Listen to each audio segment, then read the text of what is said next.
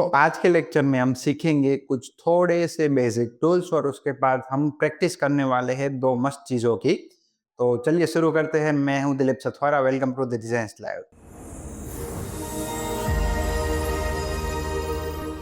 जैसे कि आप स्क्रीन पे देख पा रहे, इतनी चीज़ें आज हम सीखने वाले हैं। पेन ब्रश टूल हम थोड़ा बहुत सीख चुके थे इससे पहले, पर अभी हम थोड़ा इसमें डिटेल में सीखने वाले हैं। और sorry, pen brush versus block brush दोनों में फ़र्क क्या होता है।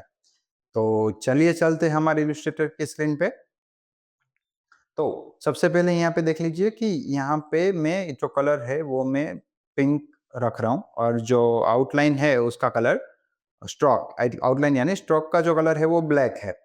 तो अब मैं सबसे पहले एक ऐसा शेप में रैंडम ड्रॉ करता हूँ। मैं ये काम करता हूँ, मैं एक यहाँ से एक इसका स्ट्रोक बढ़ा देता हूँ पहले 6।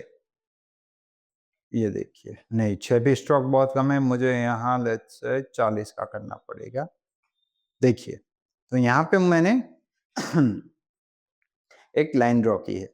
जब मैं उसको सिलेक्ट करता हूँ तो यहाँ पे बीच में देखेंगे आपको पॉइंट्स दिखेंगे, और आप पॉइंट्स को इस तरीके से मूव भी कर सकते हो, राइट। और इसका कलर फिल देखिए, मैं कोई भी कलर करता हूँ, पिंक कलर करता हूँ या कुछ भी करता हूँ, इससे कोई फर्क नहीं पड़ता। इसको कलर फिल नहीं कर सकते। क्यों? क्योंकि जब हम पेंट ब्रश टूल से ड्रॉ करते हैं तो हमें एक लाइन ड्रॉ होती है।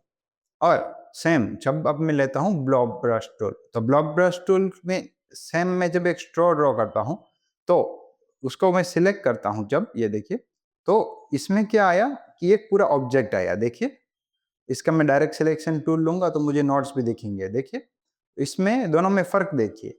ये क्या हुआ, एक लाइन हुआ, जो यहाँ से लाइन को इस तरीके से मॉडिफाई किया जा सकता है, पर इसको नहीं किया जा सकता। अगर मैं इसके नोड को मूव नहीं कर सकता इस तरीके से। लेट्स से मुझे इसका एक करना है तो मैं इसका देखिए एक एक एक एक कर सकता हूँ नोड।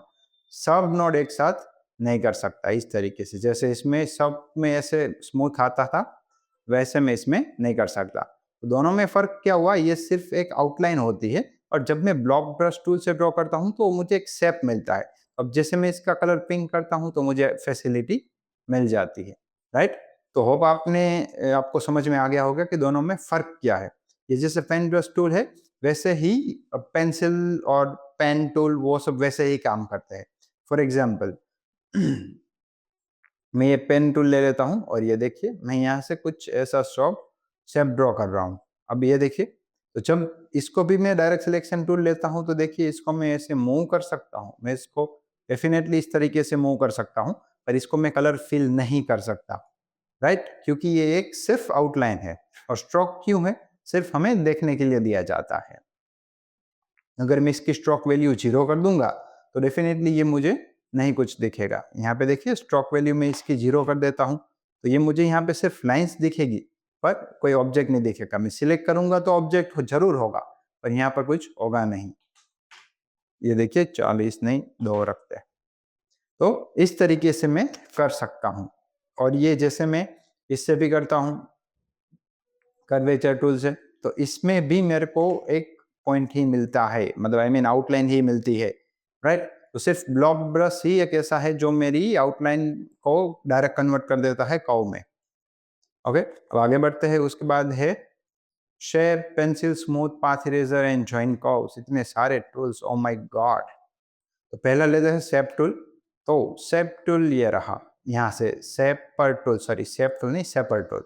तो शेपर टूल का एक बहुत मस्त चीज़ है जो कभी काम बहुत रेयर केस में आती है।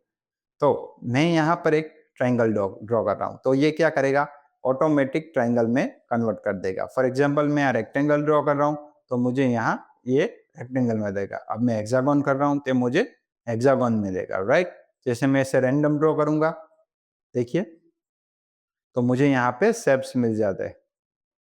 अब मुझे क्या करना है, लेट्स से देखिए यहाँ पे 1, ये 2, फिर ये 3, फिर ये 4। अब मेरा ये शेप कुछ रैंडम सा है, पर मैंने 4 बार अलग डायरेक्शन में मूव किया, वो इस तरीके से कंसीडर करता है कि मेरी जो चौथी साइड थी एक कोना दबा हुआ था, उसने ट्राइंगल कंसीडर कर दिया।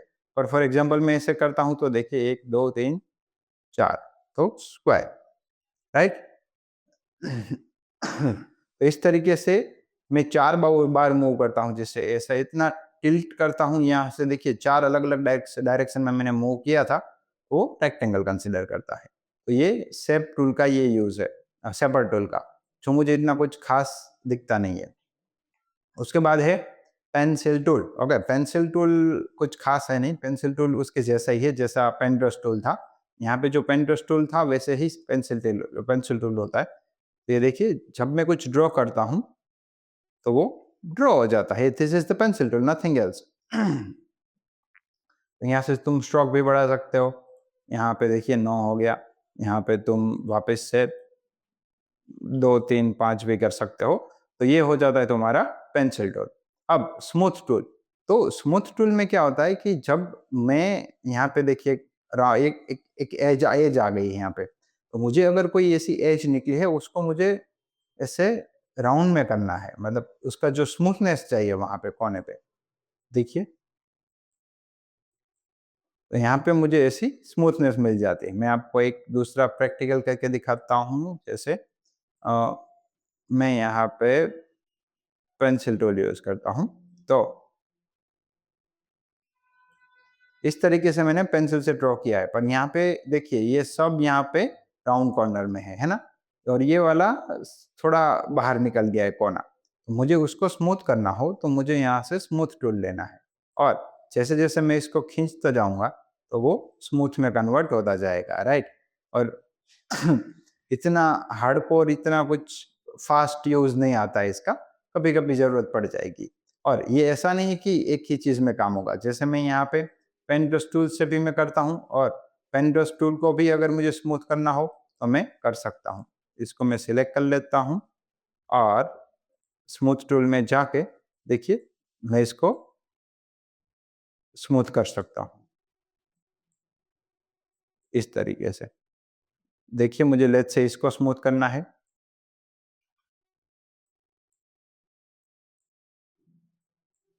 तो इस तरीके से मैं कोई भी, ऐसा नहीं, ज़रूरी नहीं कि मैं पेंसिल टूल से लिया हुआ हो उसको ही स्मूथ करूँगा। अब उसके बाद आ जाते हैं पाथ इरेज़र टूल। ओके? तो पाथ इरेज़र टूल में क्या है, तो जो मेरा ऑब्जेक्ट सिलेक्ट है उसमें से मुझे कुछ पाथ को इरेज़ करना है। तो ये देखिए इतना इरेज़ हो जाएगा। ये 2 सिलेक्टेड है, मुझे लेट्स से इतना हटाना है, तो इतना हट जाएगा। तो अगर मुझे कोई ऑब्जेक्ट में से पाथ को हटाना हो तो हटा सकते हैं। फॉर एग्ज़ाम्पल मैं यहाँ पे एक रेक्टेंगल ले रहा हूँ, और रेक्टेंगल में मैं पाथ इरेज़र टूल यहाँ पे अप्लाई करता हूँ इतना, तो इतना पाथ मेरा रिमूव हो जाएगा। देखिए, ये सिर्फ इतना ऑब्जेक्ट आ जाता है। तो ये काम है हमारे पाथ इरेज़र टूल का। अब उसके बाद आते हैं जॉइन टूल। ओके, ये जॉइन टूल बहुत अच्छा है। मैं आपको एक मस्त चीज़ों से दिखाना चाहूँगा। तो यहाँ पे मैंने एक लाइन ड्रॉ करी है, उसका मैंने 5 पीटी ले लिया है लेंथ। अब मैं इसको अल्ट प्रेस करके, शिफ्ट प्रेस करके ऊपर ले रहा हूँ। दोनों को सिलेक्ट करके, दोनों को नीचे, और मैं लेट्स से कुछ ऐसा और बनाना चाहता हूँ शेप। तो यहाँ पे मैंने ऐसा लिया, फिर इन दोनों को यहाँ पे ऊपर अल्ट प्रेस करके डुप्लीकेट ले लिया। अब मैं यहाँ पे ऐसा एक ट्रायंगल शेप ड्रॉ कर रहा हूँ, और यहाँ पे करता हूँ, और यहाँ पर करता हूँ। तो फॉर एग्जांपल ये मेरा पूरा का पूरा शेप है ये सब। तो पूरा सब को मैं सिलेक्ट करता हूँ, और ये जो शेप बिल्डर टूल से मैं बाकी की लाइन्स हटा देता हूँ। सॉरी, शेप बिल्डर टूल में मुझे अल्ट प्रेस करना पड़ेगा, तब जाके मैं हटा पाऊँगा। तो मुझे ये सब चीज़ों को हटा देना है, राइट? ये अब मेरा शेप आ गया। अब मुझे ये कोने भी हटाने हैं, ओके? और ये बीच वाला पार्ट है उसको भी हटा देंगे। तो अब बचा कितना? ये 4। ओके? तो अब आ जाते हैं यहाँ पे। तो जब मैं इसको सिलेक्ट करता हूँ, तो ये लाइन अलग है, ये लाइन अलग है। ये देखिए, इतना भी अलग है, इतना भी अलग है, इतना, इतना भी अलग है, बराबर? तो अब मुझे क्या करना है, इन सब लाइनों को अपने एक-दूसरे के साथ जोड़ देना है। तो मुझे ये सब सिलेक्ट करना है, उसके बाद मैं जॉइन टूल लूँगा यहाँ से, देखिए ये जॉइन टूल, और मैं क्या करूँगा, कि इन दोनों को ऐसे राउंड में फिक्स कर दूंगा तो ये दोनों जॉइंट हो जाएंगे। देखिए, ये देखिए हो गया। अब मैं ये तीनों को कर सकता हूँ, अगर ज़रूरत पड़ी तो यहाँ से इतना भी कर सकता हूँ, इनको भी, इनको भी। अब इनको भी, इनको भी, इनको भी। ओके, तो ये देखिए यहाँ पे मेरे ये ऑब्जेक्ट और ये ऑब्जेक्ट सब एक लाइन की जगह पे सब जॉइंट हो चुका है, राइट। और ये ऑलरेडी एक क्लोज शेप है और ये भी एक क्लोज शेप हो चुका है। अब मुझे इसके अंदर लेट से कोई कलर फिल करना हो, मैं स्विचेस में जाके कोई भी कलर फिल कर सकता हूँ, राइट। इसमें जो मुझे अच्छा लगे वो मैं बना सकता हूँ। तो इस तरीके से मैं हर एक चीज़ को जॉइंट कर सकता हूँ। मेरे 2 पॉइंट से मैं एक लाइन भी ड्रॉ करके दिखा देता हूँ कि इस तरीके से मेरे 2 लाइन है। देखते हैं अब ये दोनों नोड अलग है तो क्या जॉइन कर पाएँगे या नहीं कर पाएँगे? ये कभी मैंने भी ट्राई नहीं किया। तो देख लेते हैं आज लाइव। ये देखिए हो गया। तो ये क्या हो गया, दोनों के पॉइंट्स जॉइन हो गए। अब फॉर एग्ज़ाम्पल मैं इन दोनों को ट्राई करता हूँ, कैसे होता है? नहीं होता है। ओके। तो ये दोनों आ गए। तो ये दोनों पास में ना होने की वजह से मैं इन दोनों को जॉइन नहीं कर सकता। फॉर एग्ज़ाम्पल देखिए, मैं यहाँ पर रखूँगा, यहाँ पर रखूँगा। अब मैं ट्राई करता हूँ दोनों को जॉइन करने का, नहीं हो रहा, नहीं हो रहा, राइट। अब मैं एक ऐसा ट्राई करता हूँ कि ये जो है ना, इन दोनों को यहाँ बाजू-बाजू में ले लेता हूँ। अब ये कर पाता है क्या? शायद कर पाना चाहिए। हो गया। देखिए, तो क्या है कि एक एक डिस्टेंस के पास होनी चाहिए, तुम्हारे जो नोट्स है वो एक डिस्टेंस के नज़दीक होंगे तो वो जॉइन कर देगा। पर अगर तुम्हारे 2 नोट्स एक इस पार है, एक नदी के उसका उस पार है, नहीं हो पाएगा भाई। 2 किनारे एक साथ नहीं आ पाएँगे, नहीं भाई, सॉरी। ठीक है, अब आगे बढ़ेंगे। तो ये 4 तो पाथ इरेज़र और जॉइन कर्व तो आ चुका है। अब आते हैं इरेज़र और नाइफ। ओके, यहाँ पे इरेज़र, सीज़र्स लिखना रह गया। हम यहाँ पे तीनों सीखेंगे, eraser, scissors and knife, right. चलो इसको हटा देते हैं। तो मैं यहाँ पे एक लाइन ड्रॉ कर रहा हूँ। अब मैं ले रहा हूँ इरेज़र टूल। तो जैसे ही मैं इरेज़ करता हूँ बीच में से, ये देखिए यहाँ पे, तो जितना ही मैंने इरेज़ किया ऑटोमेटिक उतना पाथ गायब हो गया। तो अब आप सोच रहे होंगे कि इसमें से जो ये पाथ इरेज़र टूल था और इरेज़र टूल था, दोनों में फ़र्क क्या है? तो फ़र्क अभी पता चलेगा। ये देखिए, ये 1 और ये 2, तो ये 2 रेक्टेंगल है, राइट? एक के ऊपर चलाएँगे हम इरेज़र और एक के ऊपर चलाएँगे हम पाथ इरेज़र टूल, ओके?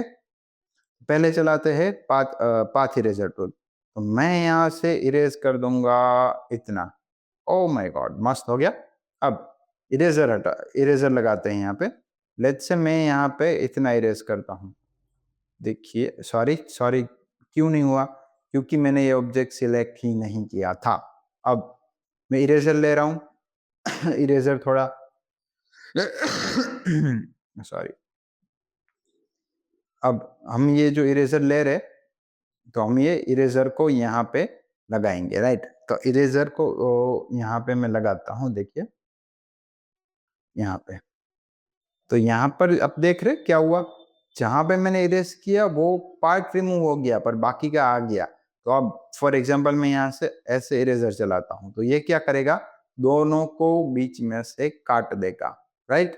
देखिए यहाँ से। तो ये करने से क्या होता है कि मेरा जो ऑब्जेक्ट है ना, वो टुकड़ों में बँट जाता है, इरेज़ हो जाता है। देखो ये सब टुकड़े अलग हो जाते हैं।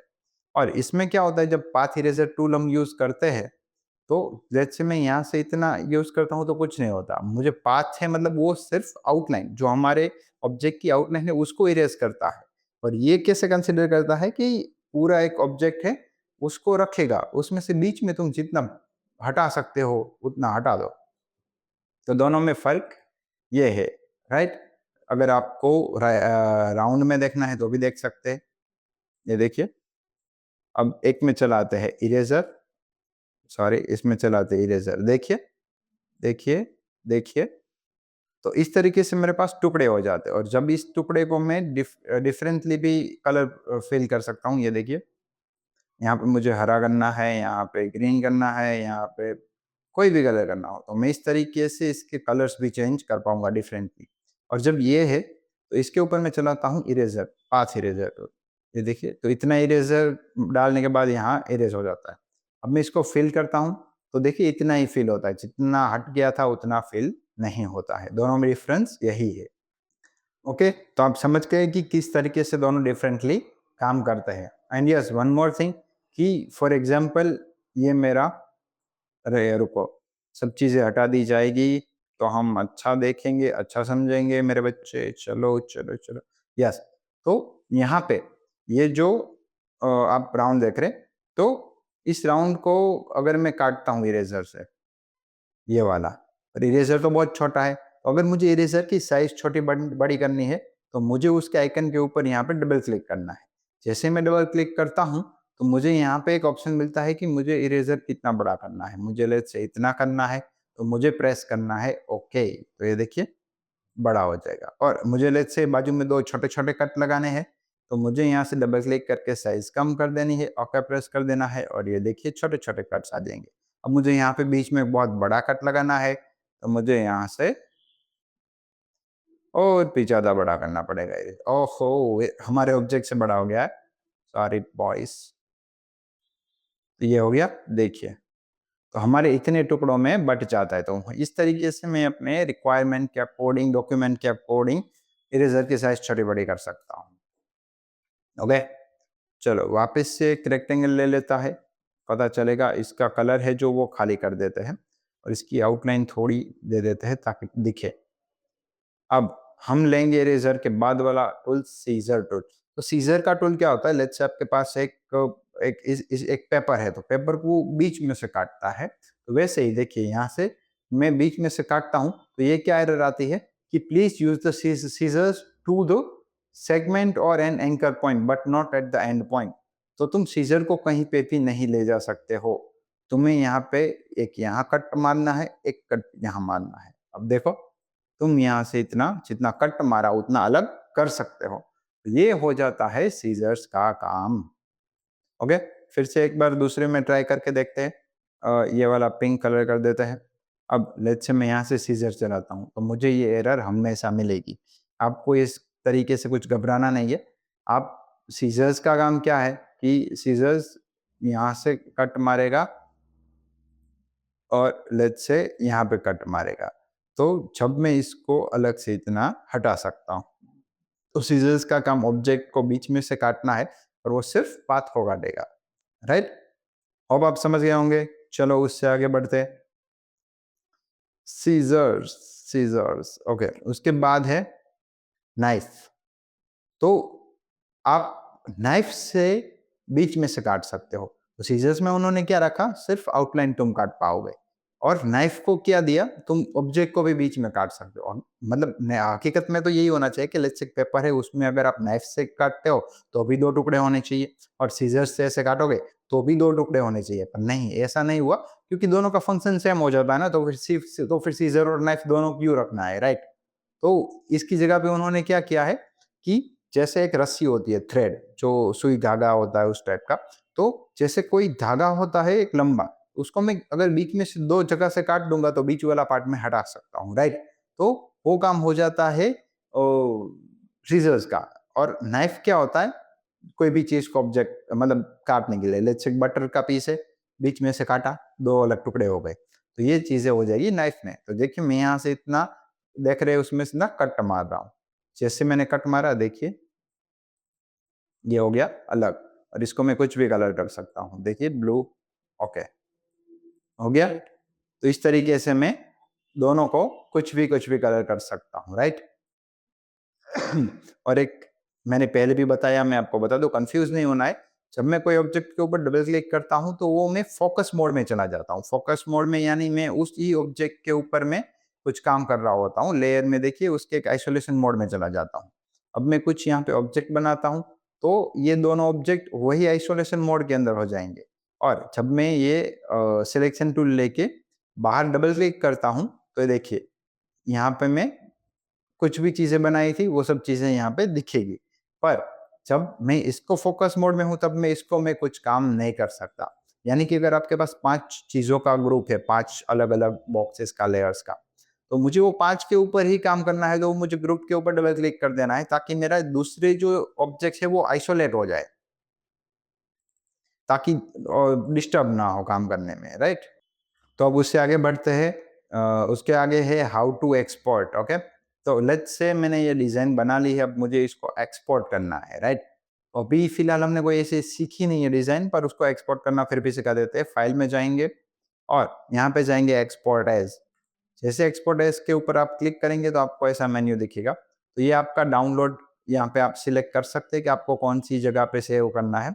और यहाँ पे आ जाते हैं आपको अलग-अलग फॉर्मेट। तो जैसे देखने के लिए बेस्ट जो फॉर्मेट है, जो आपको फ़ोन पीसी में एक्सपोर्ट के देखने के लिए जेपीजी और पीएनजी, वेबपी फाइल भी है, पर वो सिर्फ़ वेब के लिए है, उस वो ज़्यादा एक्सपोर्ट ना करे तो ही अच्छा है, वो लेटेस्ट वर्ज़न में आता है ऐसा, मतलब लेटेस्ट फॉर्मेट है फ़ोटो जेपीजी का। तो मैं यहाँ पे जेपीजी एक्सपोर्ट कर रहा हूँ और यहाँ पे मैं एक्सपोर्ट कर दूँगा। तो जैसे मैं एक्सपोर्ट करता हूँ तो मुझे यहाँ पे मैक्सिमम क्वालिटी रखनी है, और अगर मैं उसको प्रिंट नहीं कर रहा तो आरजीबी, और यहाँ पे स्क्रीन रिज़ॉल्यूशन हाई रखूँगा 300, ताकि इमेज मेरा एचडी आए। अब हम डाउनलोड में देखते हैं। ये देखिए, ये जो हमारा इमेज था वो इस तरीके से जेपीजी एक्सपोर्ट हो चुका है, राइट? तब उससे आगे बढ़ते हैं।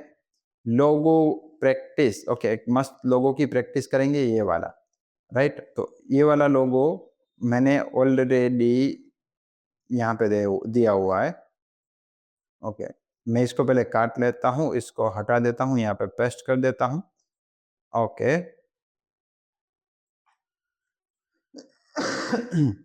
हमने एक गूगल की ड्राइव की लिंक शेयर की है, उसमें 9.avif करके फाइल है। ये लोगों की फाइल आप डाउनलोड कर सकते हो और इसको प्रैक्टिस करनी है, और मैं आपको समझा देता हूँ कि किस तरीके से हम इसका डिज़ाइन बनाएँगे। तो इसको बनाने के लिए सबसे पहले मुझे क्या करना है, इसको लेट्स से मैं टेम्पलेट यूज़ कर लूँगा एज़ अ। तो यहाँ पे मैं एक न्यू लेयर भी ले लेता हूँ ऊपर, और इसको मैं यूज़ कर लूँगा एज़ अ टेम्पलेट। ये देखिए, लेयर सिलेक्ट किया, यहाँ पर टेम्पलेट, जब टेम्पलेट एक्टिवेट नहीं है तो आपको यहाँ एक नया लेयर ले लेना है।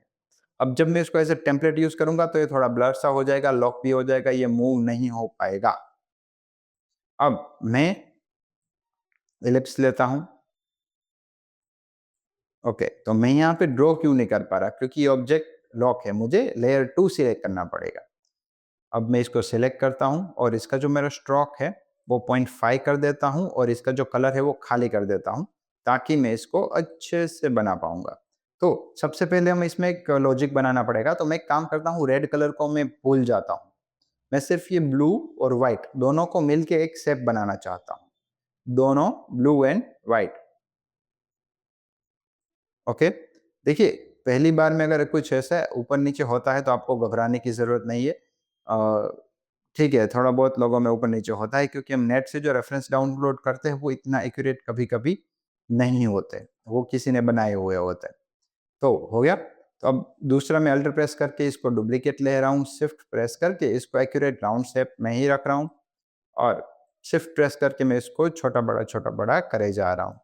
तो ये हो गया मेरा 1, 2। अब मैं इसको अल्ट प्रेस करके एक यहाँ पे ले रहा हूँ।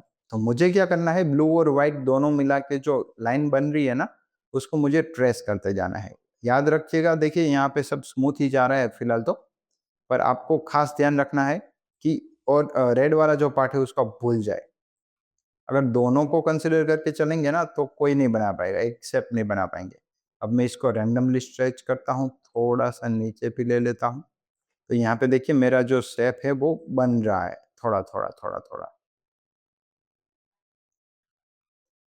ये देखिए, ये देखिए, ये हो चुका है। तो इस तरीके से मेरा शेप यहाँ पे बन गया है। रुकिए, थोड़ा-सा यहाँ पे इस तरीके से सेट करेंगे। अब मुझे यहाँ पे एक बॉक्स चाहिए, तो मैं यहाँ से रेक्टेंगल ले लेता हूँ, ओके।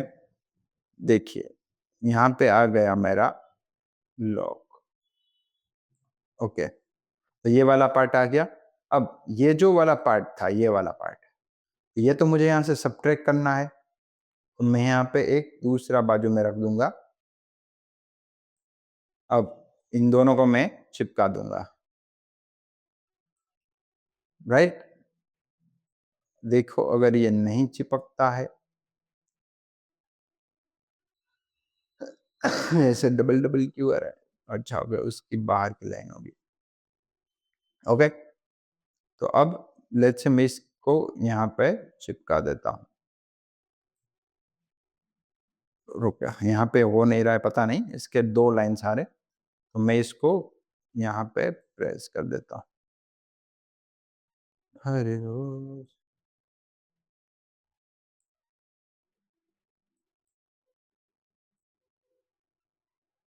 डन, चिपक गया। और इसी तरीके से हम क्या करेंगे, इस वाले शेप को हम यहाँ रख देंगे, राइट? तो अब मेरा पूरा का पूरा शेप हो चुका है। अब हम इन सब को सिलेक्ट करेंगे और यहाँ से लेंगे शेप बिल्डर टूल।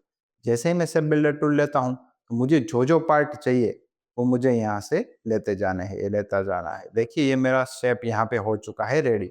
अब अल्टर प्रेस करके इतनी चीज़ें हटा दी जाएगी, जितनी हमें ज़रूरत नहीं है। ये देखिए, तो अब मेरा ये वाला शेप हो चुका है रेडी।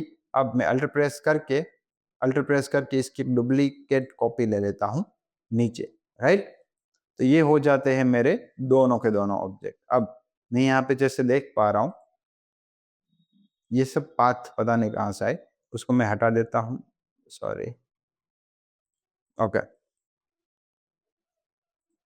ओके। हरे राम, यहाँ पे कुछ ऐसे ऑब्जेक्ट्स आए हैं जो मुझे परेशान कर रहे हैं। तो इसको भी मैं डिलीट कर दूँगा और इन दोनों को भी मैं डिलीट कर दूँगा। तो ये मेरे 2 ऑब्जेक्ट्स आ चुके हैं, ये वाला है ऊपर और इसको लेंगे नीचे। तो अब मैं इसको कलर कर देता हूँ। पीछे वाला जो मैंने डुप्लीकेट लिया है, ये वाला जो रेड के ऊपर डुप्लीकेट लिया था, उसको हम करेंगे रेड। तो उसको हम ले जाएँगे एकदम कम वाले रेड में, ओके? और उसके जो ऊपर वाला है, सॉरी, इसको ओके करेंगे और ये ऊपर वाला लेंगे, उसके जो ऊपर वाला है कैंसल करेंगे, सिलेक्ट करना पड़ेगा। उसको हम कर देंगे ब्लू, एकदम लाइटिश स्काईज़ ब्लू। देखिए कलर का कुछ भी हम कर सकते हैं अभी, वो बाद में सॉर्ट आउट करेंगे। तो इन 2 ऑब्जेक्ट को मैं यहाँ पे डुप्लीकेट ले रहा हूँ, राइट? और इन दोनों को लेट्स से हटा ही देते हैं, तो यहाँ पे मुझे देखने में आसानी होगी। अब इन दोनों की जो आउटलाइन्स है, स्ट्रोक्स है, उसको हम हटा देते हैं। तो यहाँ पे मुझे सब चीज़ें दिख रही है, पर यहाँ पर एक तीसरा ऑब्जेक्ट है व्हाइट। तो जो व्हाइट ऑब्जेक्ट है उसको मैं किस तरीके से कर पाऊँगा, उसको मैं कैसे बना पाऊँगा? तो मुझे क्या करना है, इन दोनों को मैं इन दोनों को कॉपी पेस्ट कर देता हूँ और यहाँ पर ही उसके ऊपर एग्जैक्ट मैच करके मैं रख देता हूँ। ये देखिए, तो मैं इन दोनों को ग्रुप कर देता हूँ और इन दोनों को ग्रुप कर देता हूँ। ओके, तो दोनों को ग्रुप मैंने कर दिया। तो जैसे आप इन दोनों को ग्रुप करना चाहते हैं, तो आप शिफ्ट प्रेस करके ग्रुप करेंगे, तो कभी-कभी होगा, कभी-कभी नहीं होगा। तो आपको क्या करना है, यहाँ से लेयर सिलेक्ट कर लेना है। कभी-कभी क्या इश्यू आ जाता है इसमें। तो यहाँ से आप शिफ्ट प्रेस करके यहाँ से जो सिलेक्ट करेंगे, तो यहाँ पे जो आपको डबल राउंड दिखेंगे, वो आपके एक्टिव लेयर्स है। ओके? तो चलो अब दोनों को मर्ज कर देते हैं, ऊपर ऐसे एग्ज़ैक्ट यहाँ पर रख देते हैं। Yes, okay? तो ये जो मेरा ऊपर वाला ऑब्जेक्ट है, ये वाला, तो मैं इसको अनग्रुप करता हूँ और सेट बिल्डर टूल ले लेता हूँ। और अब इसमें से मैं इसका जो बाकी जो सारे पॉइंट्स है, वो मैं हटा देता हूँ और बाकी जो व्हाइट वाला बचेगा, उसको मैं व्हाइट वाला रखूँगा। ये देखिए, यहाँ पे देखिए और यहाँ पे देखिए, दोनों में व्हाइट जितना दिखना चाहिए उतना ही है। राइट? आपको खास ध्यान रखना है व्हाइट ज़्यादा कम ना आ जाए। तो ये मैंने जब सिलेक्ट कर लिया ये ऑब्जेक्ट, तो इसमें सॉरी मुझे हटाना भी पड़ेगा। मैंने वेल्ड तो जो-जो चीज़ें नहीं चाहिए थी उसको हटानी पड़ेगी रेड से, ये हटानी पड़ेगी, बाकी हट गया है सब। तो ये देखिए, अभी भी यहाँ पे रेड है, तो इसको मैं वापस से इसका बिल्डर टूल लूँगा और ये इसको मैं हटा दूँगा। ये देखिए, आया व्हाइट, अब मैं इसको कर दूँगा व्हाइट। हो गया? तो ये लोगो मेरा रेडी हो चुका है। यहाँ पे देखिए बाजू में हुआ एग्ज़ैक्ट। तो आपको पता चला किस तरीके से बनाना है? बहुत ही सिंपल है। पहले हम क्या करेंगे, इन दोनों रेड और व्हाइट और ब्लू को मिक्स करके एक ऑब्जेक्ट बनाएँगे। फिर उसको शेप बिल्डर से बिल्ड कर लेंगे और रेड ऑब्जेक्ट जैसे उसको पीछे डुप्लीकेट कर लेंगे और आगे वाले जो ऑब्जेक्ट्स है उसको हम वेल्ड कर लेंगे। आगे वाले जो ऑब्जेक्ट्स आगे वाले ये जो दोनों को हमने बनाए थे उसको ग्रुप कर लेंगे और पीछे वाला तो वहीं रखेंगे और उसको एक हम व्हाइट शेप अलग से डिराइव कर लेंगे। तो ये हो जाता है मेरा लोगो, राइट। अब उसके बाद आगे चलते हैं ये वाला। तो आपको ये खास ध्यान रखना है कि ये वाला जो है उसको हम आप कैसे कर पाएंगे। तो मैं आपको एक ब्रीफ दे देता हूँ, सिखा देता हूँ ऊपर-ऊपर से। ये प्रैक्टिस आपको खुद से ही करना है। इसमें मैं नहीं आपको कुछ ज़्यादा गाइड करने वाला। यहाँ पे मैंने इसको लॉक कर दिया है और मैं यहाँ पे एक नया ऑब्जेक्ट यहाँ पे ले रहा हूँ, लेयर ले रहा हूँ। अब मैं यहाँ पे पेन टूल भी यूज़ कर सकता हूँ। ये देखिए। तो इस तरीके से आपको यहाँ पे प्रेस करना है और इस तरीके से आपको यहाँ से शेप बना लेना है। यहाँ पे अगर आपका शेप एक्यूरेट नहीं बन रहा है तो ऐसे कोई टेंशन लेने वाली बात नहीं है, राइट? क्योंकि वो तो हम बाद में भी करेक्ट कर सकते हैं। और मैं यहाँ पे इसका जो कलर है वो फिल हटा देता हूँ ताकि मुझे इसको आसानी रहे, राइट? तो अब इस तरीके से एक शेप मैं आपको फिर से बना देता हूँ। यहाँ बीच में लेते हैं।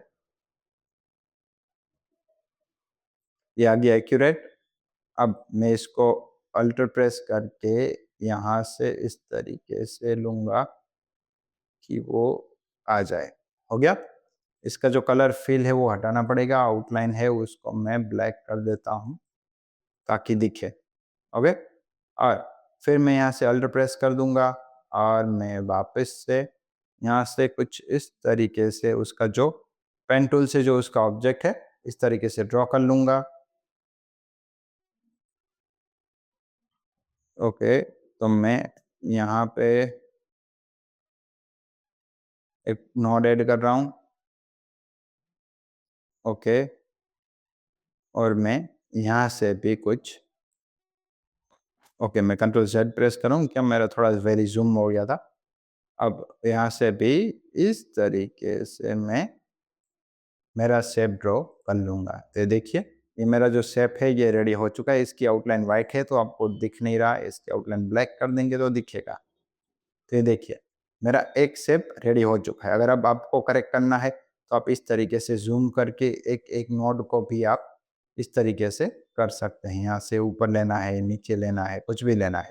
तो इस तरीके से आपको एक बनाया, दूसरा बनाया, तीसरा बनाया। सब बनाने के बाद आपको क्या करना है, इसको रिफ्लेक्ट करना है। तो इसको मैं राइट क्लिक करूँगा, फिर ट्रांसफॉर्म में जाऊँगा और रिफ्लेक्ट में जाऊँगा और इस तरीके से हॉरिजॉन्टली कॉपी कर लूँगा। ये देखिए दूसरा आ जाएगा और मैं यहाँ पे रख दूँगा। सॉरी, थोड़ा दोनों ही रिफ्लेक्ट हो गया। राइट क्लिक करेंगे, ट्रांसफॉर्म करेंगे और रिफ्लेक्ट में जाएँगे तो मुझे कोई भी एक ही करना है, हॉरिजॉन्टल। देखिए वर्टिकल जो चाहिए वो चाहिए। तो यहाँ पे देखिए इसे सेम शेप है, उसको करेंगे कॉपी। यहाँ पे देखिए आ गया। तो इस तरीके से आप दोनों साइड का बना के कर देंगे और ये तो इलिप्स है, आपको होप इलिप्स तो आते होंगे। यहाँ से लेंगे इलिप्स, यहाँ से एक इलिप्स लिया और दूसरा उसमें से सबट्रैक्ट कर देंगे। वो तो हमने ऑलरेडी आपको सिखाया है। तो इस तरीके से आपको इसकी प्रैक्टिस करनी है इस चीज़ की। और ड्राइव की लिंक ओपन हो जाएगी तो आपको यहाँ ट्विटर का लोगो है, ये राउंड शेप से ही बनेगा, शेप बिल्डर टूल से बनाना है और ये वाला लोगो बनाना है। तो आपको टोटल 3 प्रैक्टिसेस करनी है, राइट? तो होप आपको इस लेक्चर में बहुत कुछ सीखने को मिला होगा। आपको प्रैक्टिस करनी पड़ेगी, अदरवाइज आप देखेंगे तो आपको आता रहेगा, सब चीज़ें पता होगी और जब आप प्रैक्टिस करेंगे तो आपको बहुत प्रॉब्लम्स आएगी। तो इसीलिए आप पहले हमारे लेक्चर्स को देखते जाइए, साथ-साथ में प्रैक्टिस भी करते जाइए। और आप प्लीज़ हमारे चैनल को सब्सक्राइब करें ताकि हम ऐसे ही आपके लिए अच्छे-अच्छे वीडियो लेकर आ सकें। और अगर आपने एआई का मास्टर कोर्स नहीं देखा है तो मैं यहाँ पर आपको एक वीडियो दे रहा हूँ। वहाँ पर क्लिक करके आप पूरा का पूरा एआई की सीरीज़ सीख सकते हैं, जिससे आपकी प्रोडक्टिविटी बहुत ही बूस्ट हो जाएगी। तो होप मिलते हैं अगले वाले लेक्चर में, उसमें हम सीखेंगे बहुत ही अच्छी चीज़ें। Thank you so much.